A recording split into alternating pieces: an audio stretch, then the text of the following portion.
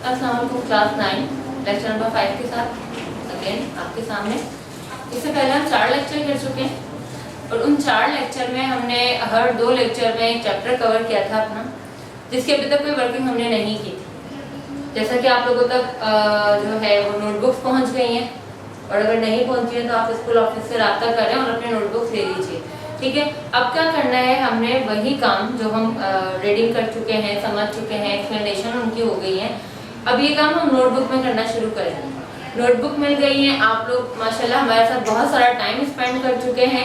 आपको पता होगा कि कोई भी चैप्टर शुरू करने से पहले हम क्या करते हैं और कोई भी वर्किंग शुरू करने से पहले हमारे स्टार्टिंग के 3 पेजेस क्या होते हैं। हमने क्या करना है, अपने नोटबुक के स्टार्टिंग 3 पेजेस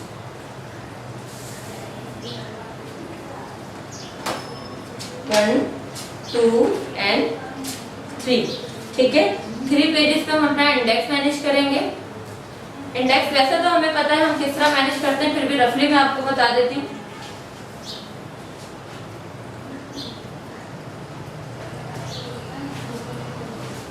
थ्री पोर्शन,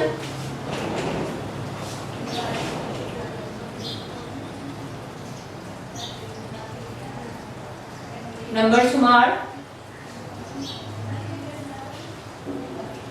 फहरिस्त और दस्तखत, ठीक है। नंबर शुमार, फहरिस्त और दस्तखत ये हम बनाएंगे अपने कॉलम, 3 कॉलम हमारे बनेंगे और उसके बाद हम अपना चैप्टर स्टार्ट करते जाएंगे और उसको मैनेज करते जाएंगे। हमारे चैप्टर का नाम था अखलाक़े नबी सल्लल्लाहु अलैहि वसल्लम। हम यहाँ पर चैप्टर का नाम मैनेज करेंगे ग्रीन कलर से, अखलाक़े नबी सल्लल्लाहु अलैहि वसल्लम। उसके बाद नंबर शुमार नंबर 1 पे हमारा क्या आएगा, चैप्टर स्टार्ट हुआ तो डेफिनेटली उसका हम क्या बनाएंगे, टाइटल पेज बनाएंगे। उसका हम टाइटल पेज बनाएंगे। टाइटल पेज हमने बना लिया। टाइटल पेज के बाद हम उसके अल्फाज मायने करेंगे और अल्फाज मायने हम कहाँ करेंगे, हमारे लेक्चर नंबर 1 में। लेक्चर नंबर 1 में मैंने आपको चैप्टर के अल्फाज मायने डिटेल में करा दिए थे, उनकी मीनिंग भी समझा दी थी आपको, तो आपको वहां से कॉपी करेंगे। अब आ जाते हैं हम सवाल जवाब से पहले हम चैप्टर का खुलासा पढ़ेंगे। अच्छा, अब जब 9 में हमारे चैप्टर होंगे, मैंने शायद पहले भी आप लोगों से कहा था कि अब चैप्टर्स के साथ साथ हम राइटर्स को भी स्टडी करेंगे, क्योंकि हमारे 9th क्लास में जितने भी चैप्टर हैं वो डिफरेंट राइटर्स ने लिखे हैं और हर राइटर का एक अंदाज़े बयां है, अंदाज़े तहरीर है, और हर राइटर की कुछ क्वालिटीज़ हैं, कुछ खूबियां हैं जो उन्हें दूसरे राइटर से क्या करती हैं, डिफरेंट करती हैं। तो हमारा ये जो चैप्टर है, फर्स्ट चैप्टर, इसके बारे में हम देख लेते हैं पहले। सबक अखलाक़े नबी का खुलासा लिखिए। अच्छा, मुसन्निफ का जो तारुफ है ये हमारा हवाला है चैप्टर का भी और मुसन्निफ का रेफरेंस भी है। मुसन्निफ का तारुफ हमारे निसाब में शामिल सबक अखलाक़े नबी सल्लल्लाहु अलैहि वसल्लम के मुसन्निफ मौलाना शिबली नोमानी ना सिर्फ एक अच्छे मुसन्निफ थे बल्कि शायर, अदीब, माहिर तालीम, फलसफे आलमदीन और एक बेहतरीन मौर्रिख यानी कि तारीखदान भी थे। तो ये जो सबक हमारे लिखा है ये मौलाना शिबली नोमानी ने लिखा है, और शिबली नोमानी एक सिर्फ राइटर नहीं थे, वो कानूनदान भी थे, वो आलिम भी थे, वो फलसफी भी थे और वो बेहतरीन मौर्रिख थे। मौर्रिख तारीखदान एक ऐसा शब्द जो हमें तारीख माजी के बारे में बताता है, किसी इंसान के बारे में, किसी वाक़े के बारे में, किसी हादसे के बारे में। आप हिंदुस्तान में पैदा हुए, आपकी मशहूर तसनीफ किताबें अल मामून, अल फारूक और सीरत नबवी शामिल हैं। मौलाना शिबली नोमानी वो के बहुत सारी किताबों के जो है वो मुसन्निफ हैं, लेकिन उनकी जो मेन है, जो याद यानी कि सीरत नबी, जब भी सीरत नबी का नाम लिया जाता है ना, तो राइटर्स में सिर्फ और सिर्फ मौलाना शिबली नोमानी का ही नाम आता है। जैसे जब पाकिस्तान की जद्दोजहद की बात करते हैं तो सर सैयद अहमद खान हमारे जहन में आ जाते हैं। इसी तरह तो मजहब की बात की जाए, फ़ाए हुस्ना की बात की जाए सल्लल्लाहु अलैहि वसल्लम की, तो सीरत नबी और शिबली नोमानी का दामन चोली का साथ है। अच्छा, अब आ जाते हैं मरकज़े ख्याल। मरकज़े ख्याल क्या होता है, पहले भी हम कर चुके हैं। मरकज़े ख्याल क्या होता है कि हम सबक के बारे में 3 से 4 लाइन में बयान करते हैं कि सबक है किस बारे में, किस हवाले में है, किस चीज को, किस पहलू को उजागर किया गया है। निसाब में शामिल सबक अखलाक़े नबी सल्लल्लाहु अलैहि वसल्लम मौलाना शिबली नोमानी की मशहूर ज़माना तस्नीफ सीरत नबी से माखूज़ है, यानी कि जो इनकी बुक है ना सीरत नबी, उससे ये सबक लिया गया है। इस सबक में शिबली नोमानी ने सीरत नबी सल्लल्लाहु अलैहि वसल्लम के हर पहलू को उजागर किया है। اخلاق حسنہ صلی اللہ علیہ وسلم کے بارے میں اس سے بہتر کوئی تصنیف شاید ہی ہو۔ یہ جو کتاب ہے اس میں شبلی نعمانی نے حضور اکرم صلی اللہ علیہ وسلم کی زندگی کے ہر پہلو سے مطلب مذہبی طور پہ، سماجی طور پہ، سیاسی طور پہ، قانونی انہوں نے اپنی زندگی کا جو وقت جس طرح گزارا اس کے بارے میں بیان کیا گیا ہے کہ اگر ایک عالم چاہے تو بھی وہ آپ کی زندگی سے رہنمائی لے سکتا ہے، قانون دان چاہے تو وہ بھی آپ کی زندگی سے رہنمائی لے سکتا ہے، اور ایک عام انسان چاہے تو اس کے لیے بھی آپ صلی اللہ علیہ وسلم کی زندگی کی مثالیں بھری پڑی ہیں۔ اور اخلاق حسنہ کے بارے میں جتنی مدلل کتاب، جتنی بھرپور کتاب یہ ہے سیرت نبی، اس سے بہتر کتاب شاید ہی کوئی لکھ پایا ہو اب تک۔ اس سبق میں آپ صلی اللہ علیہ وسلم کے گھر کے اندر اور باہر آئلی سماجی زندگی، آپ کا انداز گفتگو اور آپ کا مزاج، لوگوں کے ساتھ آپ کا مصابی رویہ بیان کیا گیا ہے۔ اس سبق میں بتایا گیا ہے کہ آپ گھر کے اندر کیسے تھے، ایک شوہر کے طور پر آپ کیسے تھے، بھتیجے کیسے تھے، وہ زندگی آپ کی بتائی گئی۔ پھر باہر نکل کے جب آپ جو ہے وہ ایک نبی بن جاتے تھے تو آپ کا انداز گفتگو کیا تھا، اور سب سے اہم چیز جو اس میں بتائی گئی وہ یہ ہے آپ کا مصابی رویہ، کسی امتیاز کے بغیر آپ کی باہر کی زندگی اور گھر کی زندگی گزرتی تھی۔ اچھا، یہ تو ہو گیا مرکز خیال چیپٹر کا۔ اب آ جاتے ہیں ہم خلاصے کی طرف۔ خلاصہ کہہ رہا ہے کہ حضرت خدیجہ رضی اللہ عنہا حضور اکرم صلی اللہ علیہ وسلم کے ساتھ دور نبوت سے پہلے بھی اور بعد میں بھی کافی عرصے ساتھ رہے۔ حضرت خدیجہ رضی اللہ عنہ کو یہ اعزاز حاصل ہے کہ آپ نبوت سے پہلے بھی آپ کے ساتھ تھی اور نبوت کے بعد بھی آپ کے ساتھ تھی۔ آپ نے بہت ٹائم جو ہے آپ صلی اللہ علیہ وسلم کے ساتھ گزارا ہے، آپ کے انداز زندگی کو بہت قریب سے دیکھا ہے اور بیان کیا ہے۔ آپ رسول اکرم صلی اللہ علیہ وسلم کی ہمدرد اور غمگسار بھی تھیں۔ آپ فرماتی ہیں کہ حضور اکرم بہت صلہ رحمی کرنے والے، رحم کرنے والے، اچھا سلوک کرنے والے، قرض داروں کا قرض ادا کرتے، یعنی کہ اگر کوئی ایسا شخص مل جاتا جو مقروض ہوتا اور اس میں اتنی سخت نہیں ہوتی تھی کہ وہ لوگوں کا قرض ادا کر سکے آپ کا، تو آپ اسے کیا کرتے، اس کی مالی مدد بھی آپ فرماتے تھے، غریبوں کی مدد کرتے۔ آپ صلی اللہ علیہ وسلم بہت مہمان نواز تھے، بنا کسی فرق کے ہر دکھی انسان کی داد رسی کرتے تھے۔ ایک تو آپ مہمان نواز ہوتے، آپ کے گھر کا دسترخوان ہر خاص و عام کے لیے کھلا رہتا تھا، ٹھیک ہے۔ آپ بنا کسی فرق کے ہر دکھی انسان، یعنی کہ آپ جب صلہ رحمی کرتے تھے، آپ جب مدد کرتے تھے، تو آپ یہ نہیں دیکھتے تھے کہ سامنے مسلمان ہے، ہندو ہے، جوان ہے، بوڑھا ہے، بچہ ہے، دوست ہے، دشمن ہے، رشتہ دار ہے، گلی محلے کا کوئی شخص ہے، نہیں، ایسا کچھ نہیں تھا۔ مدد کرنی ہے اس کا مطلب مجھے مدد کرنی ہے، دل کے ساتھ مدد کرنی ہے۔ ہر دکھی انسان کی داد رسی کرتے اور ہر کسی کے دکھ درد میں آپ صلی اللہ علیہ وسلم ان کے کام۔ حضرت خدیجہ رضی اللہ عنہ کے بعد جو صافیہ حسنہ بیان کیے وہ حضرت عائشہ رضی اللہ عنہ فرماتی ہیں کہ ان سے زیادہ، ان سے مطلب آپ صلی اللہ علیہ وسلم سے زیادہ صافیہ حسنہ کسی نے بیان نہیں کیے۔ حضرت عائشہ نے زندگی کا ایک بہت بڑا حصہ حضور صلی اللہ علیہ وسلم کے ساتھ گزارا ہے، اور جتنا آپ صلی اللہ علیہ وسلم کی زندگی کے بارے میں حضرت عائشہ جانتی تھی، جتنا انہوں نے بیان کیا شاید کسی اور نے بیان نہیں کیا، کیونکہ انہوں نے آپ کی گھریلو زندگی اور گھر سے باہر کی زندگی دونوں کا بہت ہی نزدیکی سے جو ہے وہ مشاہدہ کیا تھا۔ آپ صلی اللہ علیہ وسلم کی عادت میں لوگوں کو برا کہنا شامل نہیں تھا۔ اگر کوئی آپ کے ساتھ برا کرتا تو آپ بدلے میں اچھائی کرتے اور معاف فرماتے تھے۔ آپ صلی اللہ علیہ وسلم کی عادت نہیں تھی کہ آپ لوگوں کے ساتھ برا رویہ اختیار کرتے، اگرچہ لوگوں کا رویہ آپ صلی اللہ علیہ وسلم کے ساتھ برا ہو جاتا تھا یا ہوتا تھا، اسپیشلی کفار یا مشرک لوگ، لیکن آپ صلی اللہ علیہ وسلم ان کے ساتھ بھی درگزر فرماتے اور انہیں معاف کر دیتے تھے۔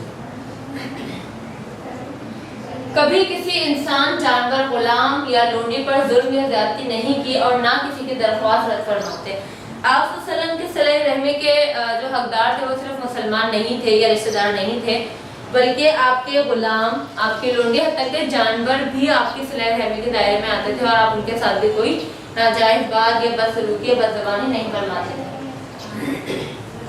گھر کے اندر ہمیشہ مسکراتے ہوئے داخل ہوتے، دوستوں کے ساتھ بہت ادب سے بیٹھتے، باتیں اتنے دھیمے لہجے میں فرماتے، اگر کوئی یاد رکھنا چاہتا تو یاد رکھ سکتا تھا۔ آپ صلی اللہ علیہ وسلم جب بھی اپنے گھر میں داخل ہوتے ہمیشہ مسکراتے ہوئے خندہ پیشانی سے۔ دیکھیں، جب انسان گھر میں داخل ہوتا ہے تو گھر والے بھی انتظار کر رہے ہوتے ہیں اس سے ملنے کا، اور وہ بھی گھر والوں سے ملنے کا انتظار کر رہا ہوتا ہے، تو اگر وہ داخل ہی برے چہرے کے ساتھ ہوگا تو لازمی بات ہے کہ جو ان کے آپس کے تعلقات ہوں گے وہ خرابی کی طرف چلے جاتے ہیں، جیسے کہ آج کل کے معاشرے میں ہو رہا ہے۔ لیکن آپ صلی اللہ علیہ وسلم ہمیشہ مسکراتے ہوئے داخل ہوتے،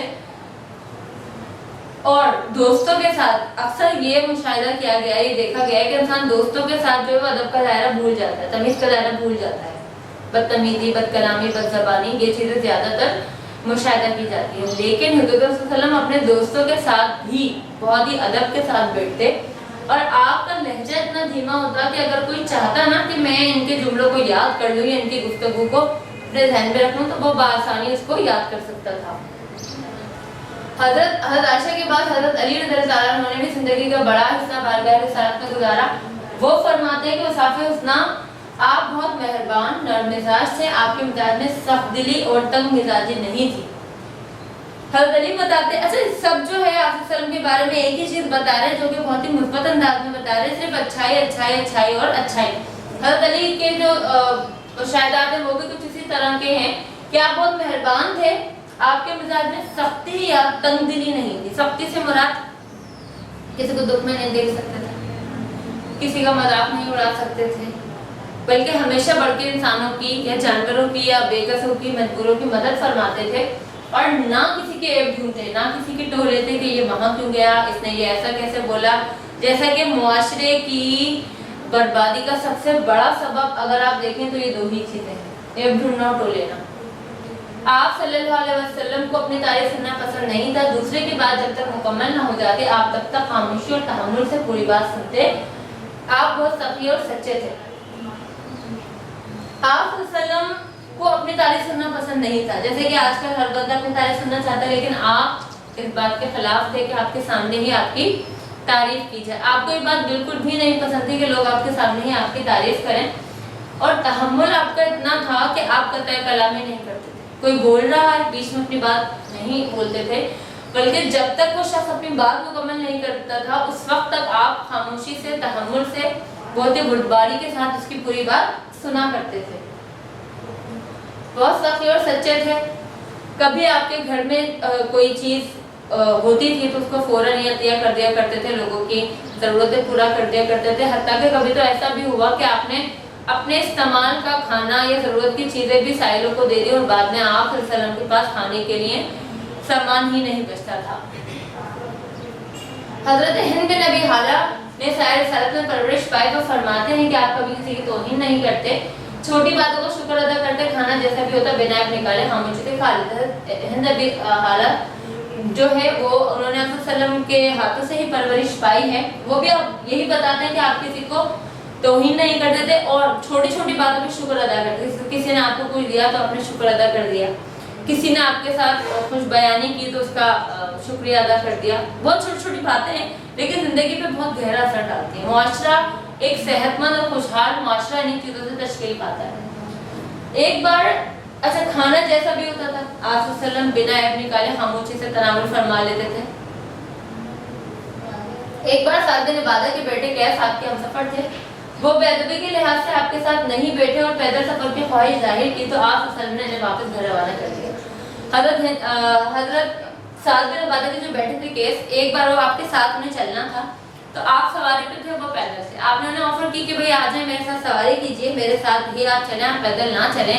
لیکن جو قیس تھے انہیں یہ گوارا نہیں تھا کہ حضور صلی اللہ علیہ وسلم کے برابر میں بیٹھیں، تو انہوں نے معذرت کی کہ نہیں میں پیدل ہی چلوں گا. لیکن آپ صلی اللہ علیہ وسلم کے یہ نرم مزاج کو، رحم دلانا مزاج کو یہ گوارا نہیں ہوا تو آپ نے کہا بھئی یا تو آپ ہمارے ساتھ سواری کیجئے یا پھر آپ گھر واپس جائیے. ہمارے ساتھ ایسا نہیں ہو سکتا کہ ہم سواری پر ہوں اور آپ پیدل ہوں. تو آپ صلی اللہ علیہ وسلم نے واپس روانہ کر دیا، لیکن یہ گوارا نہیں کیا کہ وہ آپ کے ساتھ پیدل. اچھا ایک اور صحابی جن کی بنائی کمزور ہو گئی، وہ نماز کی ادائیگی کرنے کے قابل نہ تھے، تو ان کے درخواست پر آپ صلی اللہ علیہ وسلم ان کے گھر جا کر 2 رکعت نماز ادا کی. سبق میں دیکھا ہوگا ایک صحابی تھے جن کی جنگ کے دوران جو ہے وہ بنائی بہت کمزور ہو گئی تھی، وہ مسجد جا نہیں سکتے تھے، ان کو دشواری تھی. تو انہوں نے حضور صلی اللہ علیہ وسلم سے درخواست کی کہ آپ میرے گھر آئیے، 2 رکعت نماز ادا کیجیے تو میں اس جگہ کو مسجد کا درجہ دے کے وہاں پر اپنی نماز ادا کیا کروں گا. تو آپ نے ان کی درخواست قبول فرمائی اور جا کر وہاں نماز ادا کی اور انہوں نے پھر اس جگہ کو اپنی نماز گاہ بنا لیا. سلام کی ادائیگی میں پہل کرتے ہر اچھے برے انسان سے خوش اخلاقی سے پیش آتے. غرض کی انسانی زندگی کا کوئی پہلو ایسا نہیں جن کے لیے اسوہ حسنہ سے مثال نہ ملے. اس سبق میں آپ نے دیکھا ازواج مطہرات، آپ کے قرابت دار یعنی کہ حضرت علی رضی اللہ تعالیٰ عنہ، ٹھیک ہے، آپ کے غلام، ایسے لوگ جن کی آپ نے پرورش کی، یعنی کہ ہر خاص و عام रिश्तेदार, अपने पराए, बहुत सारे लोगों के इसमें जो है वो नुक्ते नजर बयान किए गए हुस्न सल्लल्लाहु अलैहि वसल्लम के बारे में। आपने देखा होगा सब में मुमासिलत थी, सब एक जैसे थे, सब ने एक ही बात कही। बताने का मकसद ये था कि ये आपका मसावी सलूक था हर किसी के साथ, जिसकी वजह से हर किसी ने आप सल्लल्लाहु अलैहि वसल्लम को एक ही नज़र से देखा और आपके बारे में एक जैसी चीज़ें बयान की या एक जैसी बातें बयान की। पता सब कुछ आपको समझा चुकी हूँ। अब ये सबक, इसका खुलासा जिस तरीके से मैंने आपको बताया है आपने उसी तरीके से इसको लिखना है नोटबुक के अंदर अपनी। चाहें तो हमारे साथ अपने वर्ड की पिक्चर शेयर कर सकते हैं, कोई प्रॉब्लम हो आप हमसे पूछ सकते हैं। फीडबैक के लिए हम हमेशा आपके सामने हैं, आप जब चाहें हमसे कांटेक्ट कर सकते हैं। इंशाल्लाह अगले लेक्चर में मिलेंगे।